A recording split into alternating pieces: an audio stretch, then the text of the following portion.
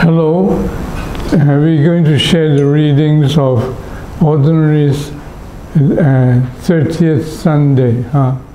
And the core of the gospel would be the blind man came to Jesus and asked, "Master, I want to see." And Jesus said told him his faith had saved him. And immediately he could see. He received his sight. So here, this is a very important thing, to be able to see and not to be blind to things. We will talk more about this later on. And the first reading would be from Jeremiah, the prophet Jeremiah. Thus says the Lord, "Shout with joy for Jacob, exult at the head of the nations. Proclaim your praise and say, the Lord has delivered his people, the remnant of Israel. Behold, I will bring them back from the land of the north. I will gather them from the ends of the earth, of the world, with the blind and the lame in their midst. The mothers and those with child, they shall return as an immense throng. They departed in tears, but I will console them and guide them. I will lead them to brooks of water, on a level road, so that none shall stumble. For I am a father to Israel. Ephraim is my firstborn."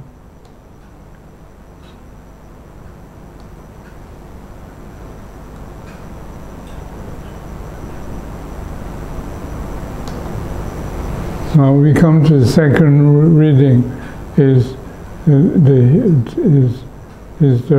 letter to the Hebrews. The apostle wrote the letter to the Hebrews. Brothers and sisters, every high priest is taken from among men and made their representative before God to offer gifts and sacrifices for sins. He is able to deal patiently with the ignorant and erring, for he himself is beset by weakness, and so for this reason must make sin offerings for himself as well as for the people. No one takes this honor upon himself, but only when called by God, just as Aaron was. In the same way, it was not Christ who glorified himself in becoming high priest, but rather the one who said to him, this would be God the Father, saying to Jesus, "You are my Son. This day I have begotten you." Just as he says in another place, "You are a priest forever, according to the order of Melchizedek."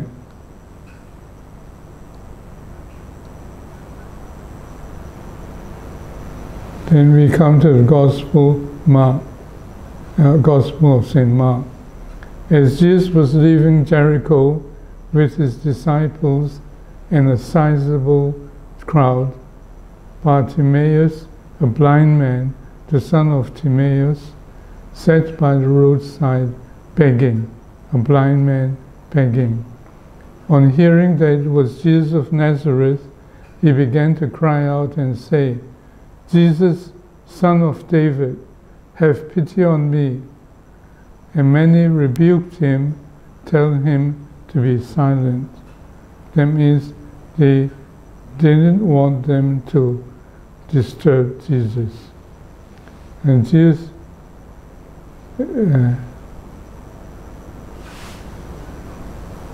but he kept calling out all the more, "Son of David, have pity on me." Jesus stopped and said, "Call him." So they called the blind man, saying to him, "Take courage, get up, Jesus is calling you." He threw aside his cloak, sprang up, and came to Jesus. Jesus said to him in reply, "What do you want me to do for you?" The blind man replied to Jesus and said, "Master, I want to see." Jesus told him, "Go your way, your faith has saved you." So the first thing that Jesus said was about his faith, and that his faith had saved him. And immediately the blind man received his sight and followed Jesus on the way. So the blind man was able to see now. Jesus had healed him. And so here he said, "Master, I want to see."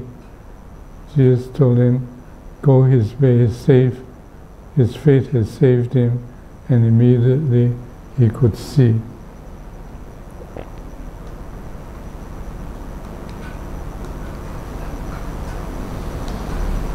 So we must learn from the blind man here.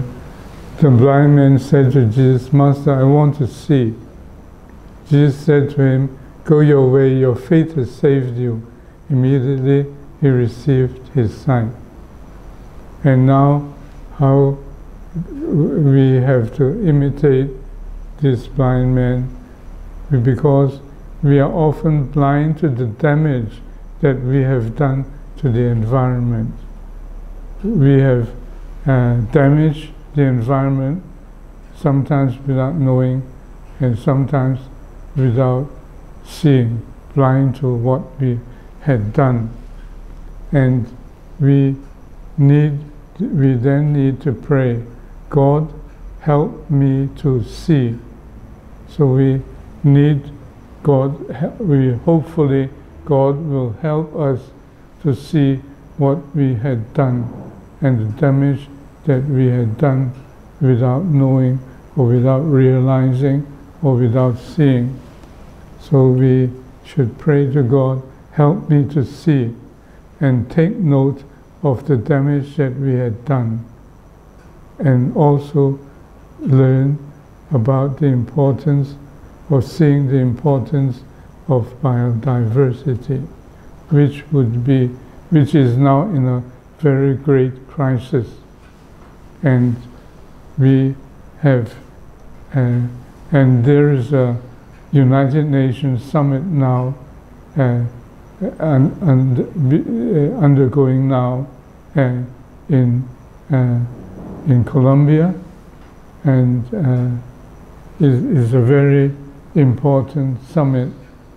Hopefully that we would see the situation and take action to resolve the danger that we are doing without seeing. So we must see, realize, note, and take action. Hopefully all of us will do it. The whole church will do it. The whole world, all the countries would do it. Everybody would do it. See and do. So let us remember this, that we have to understand the crisis that we are having, and we must have a look at the COP16 and what they would help us to see, and that God will help us to see, understand, resolve, and help to resolve and to change the situation. God bless.